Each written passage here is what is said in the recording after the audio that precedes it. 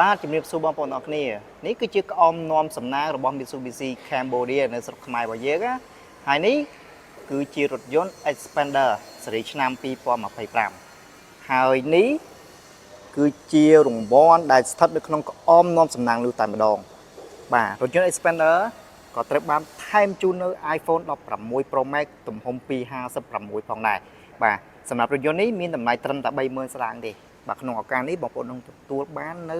តម្លៃពិសេសពីក្រុមហ៊ុន Mitsubishi ផ្ទាល់តែម្ដងឱកាសឈ្នះរង្វាន់ពីការចាប់ក្អមនាំសំណាងនោះគឺមានដូចជាមាសមួយតម្លឹងកាតប្រេងឥន្ធនៈ$1000កម្រាលជើង VIP និងមាន voucher ផ្សេងទៀតសរុបទាំងអស់ហ្នឹងគឺ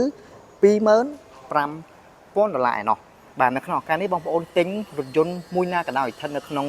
brand របស់ Mitsubishi នឹងទទួលបានឱកាសពិសេសនេះបាទអញ្ចឹងបើសិនជាបងប្អូនចាប់អារម្មណ៍បងប្អូនធ្វើការ comment នៅក្នុង TikTok របស់ខ្ញុំនេះក៏ដូចជាបងប្អូនឆាតមក Telegram របស់ខ្ញុំផ្ទាល់ខ្ញុំនឹងដាក់ link Telegram របស់ខ្ញុំនៅលើ caption នេះតែម្ដងអរគុណច្រើនជំរាបលា